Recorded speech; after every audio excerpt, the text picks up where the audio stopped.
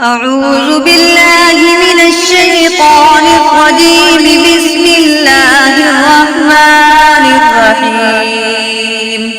إن الذين آمنوا والذين هادوا والنصارى والسابعين من آمن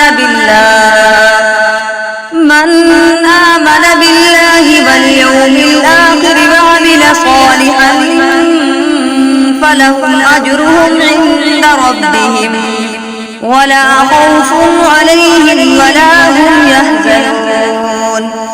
وإذ أخذنا ميثاقكم ورفعنا فوقكم الطور خذوا ما آتيناكم بقوة واذكروا ما فيه لعلكم تتقون. ثم توليتم من بعد ذلك فلولا فضل الله عليكم ورحمته لكنتم من الخاسرين. ولقد علمتم الذين اعتدوا منكم في السبت فقلنا لهم كونوا قردة خاسئين فجعلناها نكالا لما بين يديها وما